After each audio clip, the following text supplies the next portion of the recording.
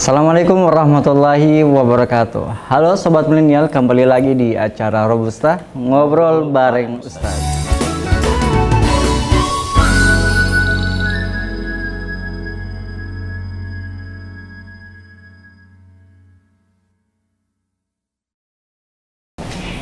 Ya, Sobat Milenial, kembali lagi di acara ngobrol bareng Ustaz bersama saya Muhammad Reza Saat yang akan menemani Sobat Milenial selama 1 jam ke depan.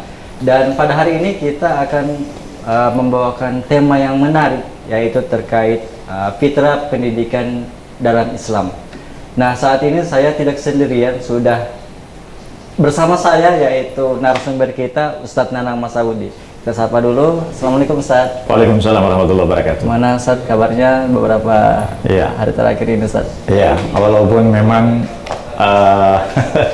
ada siklus ujian yang cukup berat ya, tapi tetap semangat ya. Gitu. Kabar tetap baik lah. Ya. Berarti masih harus tetap terus ada buat Sobat Milenial Ustadz ya? Oke, ya itu yang harus ya, pasti ya. Kita hanya bisa memohon kepada Allah diberikan punggung yang kuat ya. Dalam situasi apapun yang kita hadapi ya. Tentu tujuan besarnya adalah tetap menebar manfaat. Nah, Sobat Milenial, tanpa berlama-lama lagi langsung saja kita ngobrol ya santai dengan narasumber kita. Saat mengawali obrolan kita pada sore hari ini, mungkin barangkali bisa dijelaskan terlebih dahulu makna pendidikan dalam perspektif Islam. Ya, terima kasih ya. Yang pertama saya ingin juga menyapa dengan salam cinta ya kepada sobat-sobat milenial kita. Assalamualaikum warahmatullahi wabarakatuh. Alhamdulillah kita masih diberikan ya kesempatan untuk menikmati kehidupan ya di dunia ini, dan tentu saja cahaya Islam yang merupakan bagian daripada risalah Rasulullah kita bisa nikmati sampai dengan detik ini. Oleh karena itu juga tak lupa kita mengirimkan ya sholawat dan salam kepada Nabiullah Muhammad SAW. Cukup beralasan kita ya untuk mendiskusikan terkait problem Pendidikan. Iya, pendidikan ya. Sebenarnya belum menjadi problem ya, tapi Inti dari sebuah peradaban. Iya, pasti yang namanya proses ya ada saja ya masalah yang terkadang kita hadapi.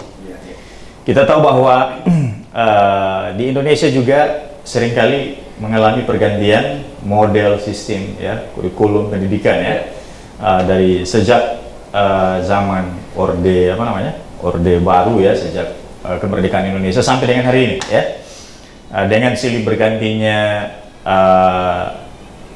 pemerintahan ya, tentu punya kebijakan-kebijakan yang berbeda terkait dengan proses pendidikan yang kita terapkan di negeri kita. Tapi sebelum itu kita juga harus memahami juga sesungguhnya ya pendidikan dalam perspektif Islam itu sebenarnya apa ya. Itu. Nah, kalau kita mencoba untuk memahami pendidikan itu apa sebenarnya, sesungguhnya ini adalah bagian daripada cara kita untuk mengembangkan diri kita ya. Jadi menemukan jati diri kita, akan tetapi secara lebih spesifik sesungguhnya Islam itu memberikan satu pemahaman terkait dengan pendidikan itu ya. Jadi pendidikan itu kalau kita ingin pahami secara umum ya, dia menjadi jalan ya atau cara untuk menemukan pedoman hidup ya. Tentu bagi kita sebagai muslim ya, kehidupan itu tidak hanya di dunia ya, itu yang kita yakini, tapi juga kehidupan itu ada juga kehidupan pada dimensi akhirat ya, Setelah dunia ini. Iya, bahkan akhirat itu pun sebenarnya ada saat ini ya, dan kita pasti akan menempati alam kehidupan itu. Maka panduan hidup yang hendak kita temukan ya, alatnya adalah pendidikan ya. Dan agama ini begitu jelas memberikan petunjuk-petunjuk, ajaran-ajaran terkait dengan pentingnya yang namanya pendidikan, atau yang kalau kita mencoba merujuk kepada istilah bahasa Arab ya, pendidikan itu kita kenal juga dengan tarbiyah. Boleh juga kita menyebutnya sebagai ta'lim ya. Seringkali juga dalam aktivitas tasawuf, ya, disebut, kita istilahkan dengan tazkiyah, ya. Tapi dalam dalam pemahaman modern hari ini, ya, kita lebih populer mengenal yang namanya tarbiyah, ya, sebagai referensi bahasa dari pendidikan itu sendiri, ya, gitu. Atau juga kita bisa menyebutnya sebagai ta'lim, ya. Jadi ini sebuah proses, ya, sebagaimana Nabi SAW, ya, itu memerintahkan kepada kita, ta'allamu wa'allimu, ya, belajarlah dan ajarkanlah. Jadi terhadap ilmu pengetahuan, kewajiban kita sebagai muslim itu 3. Yang pertama adalah, ini proses pendidikan, ya. Yang pertama adalah menuntutnya, kemudian mengamalkannya, kemudian yang ketiga adalah mengajarkannya. Sehingga itu Nabi juga memberikan satu motivasi khusus, ya, khairukum. Jadi orang terbaik di antara kalian itu, kata Nabi, adalah man ta'allama wa 'allamahu. Ya, ini dalam hadis ini disebutkan Al-Qur'an, ya. Khairukum man ta'allama al-Qur'ana wa 'allamahu.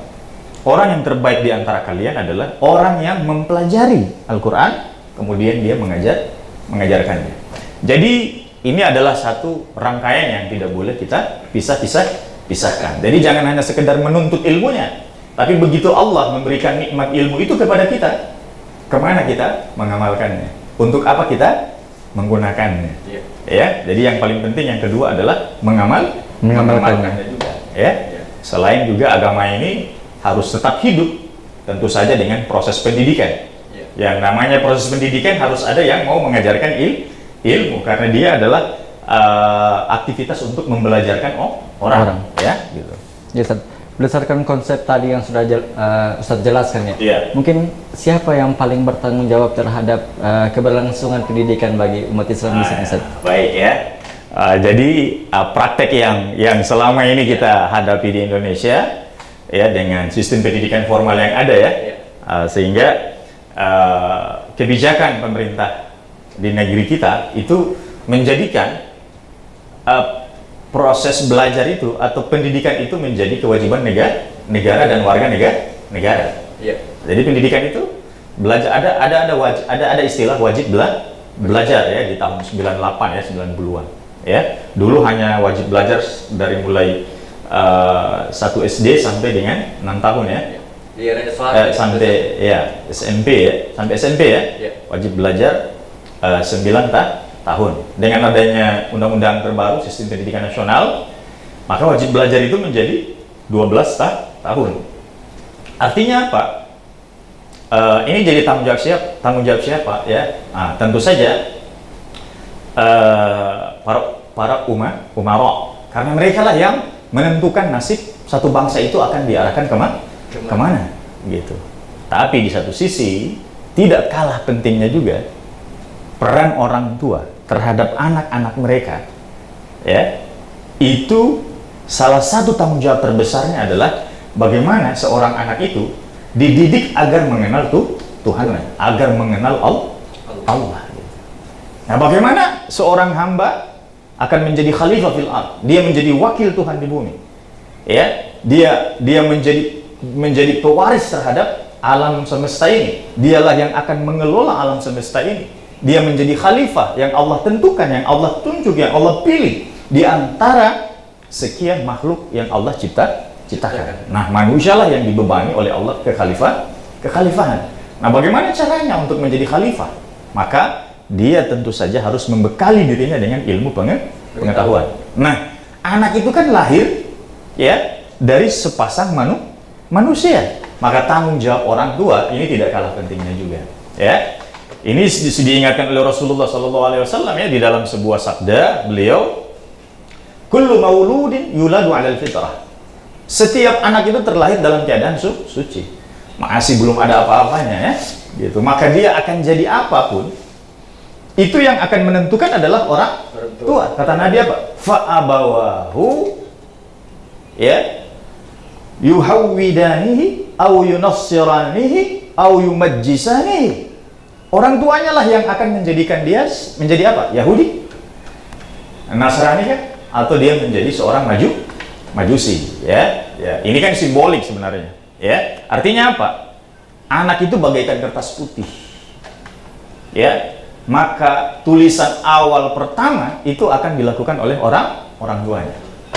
Ya, akan seperti apa catatan dalam kertas putih itu, maka orang tuanya lah yang akan menentukan.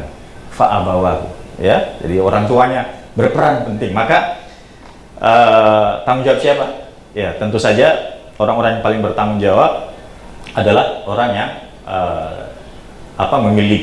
memiliki amanah di pundaknya untuk memimpin sebuah bangsa. Dan tentu saja ada satu miniatur, ya, masyarakat terkecil, ya, yaitu keluarga. Nah, dalam keluarga inilah yang paling bertanggung jawab adalah orang tua terhadap pendidikan terhadap manusia.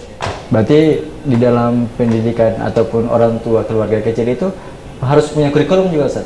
Ya, kalau keluarga yang memahami, ya, kurikulum mungkin terlalu dalam bahasanya, ya.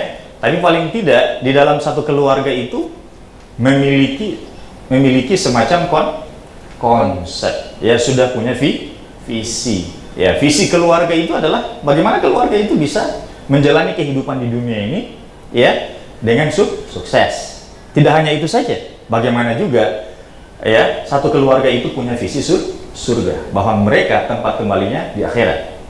Di akhirat itu kan hanya 3 tempat kita, surga, neraka, dan al-a'raf, ya, gitu.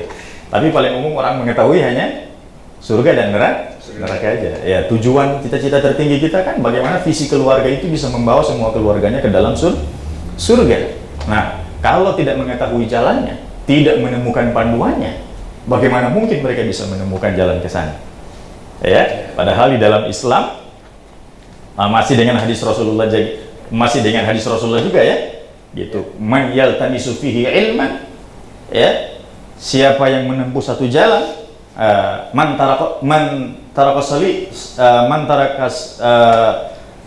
yaltamisu fihi ilman sahalallahu bihi tariqan ilal jannah, ya. Kata Nabi, siapa yang menempuh satu jalan untuk mendapatkan satu ilmu, sahalallahu bihi tariqan ilal jannah. Man salaka tariqan yaltamisu fihi ilman, siapa yang menempuh satu jalan untuk mendapatkan satu ilmu, maka Allah sahalallahu bihi tariqan, Allah mudahkan jalan dia ilal jannah. Lah, kan tadi kita sudah bahas di awal, kan, bahwa pendidikan itu adalah jalan untuk menemukan sebuah panduan kehidupan di dunia dan menuju kepada akhirat. Ya, baik, Ustaz. Nah, Ustaz, kita ketahui bersama bahwa pendidikan juga akan menciptakan generasi-generasi yang akan memikul tanggung jawab yang ada di negeri ini. Nah, apakah mungkin pendidikan ini menjadi faktor utama dalam eksistensi peradaban bangsa? Jelas. Bagaimana mungkin suatu peradaban bisa dibangun? Nah, peradaban manusia ini kan sifatnya apa, ya? Sifatnya selalu mengalami perubahan, ya. Tentu perubahan ini adalah satu perubahan yang positif, ya, gitu. Kita tahu di zaman batu dulu manusia hanya punya ilmu tentang mengelola batu, gitu, zaman batu, ya, gitu. Kemudian ada zaman logam, ilmu pengetahuan manusia sudah mulai berkembang, tidak hanya mengetahui cara memanfaatkan batu, tapi juga sudah bisa memanfaatkan logam. Sampailah kita dengan hari ini, ya, ilmu pengetahuan lah yang mengantarkan manusia itu menuju kepada satu peradaban yang lebih baik. Sekarang kita sudah pada era apa? Teknologi, kan? Ya, jadi batu pun itu ketika dikelola sebenarnya itu bagian daripada teknologi, tapi teknologinya masih sederhana, ya. Gitu. Dan tidak akan terjadi perubahan pada manusia kecuali manusia itu yang mau merubah diri mereka sendiri. Itu kan ada di dalam ayat Al-Qur'an, ya. Ya. Innallaha la yughayyiru biqaumin hatta yughayyiru bi anfusihim. Allah tidak akan merubah nasib suatu kaum sampai kaum itu sendiri yang mau merubah nasib mereka. Inilah yang barangkali bisa kita kaitkan dengan yang dengan apa yang kita sebut dengan peradaban. Peradaban itu kan tidak mungkin mundur, dia harus selalu mengalami kemajuan gitu.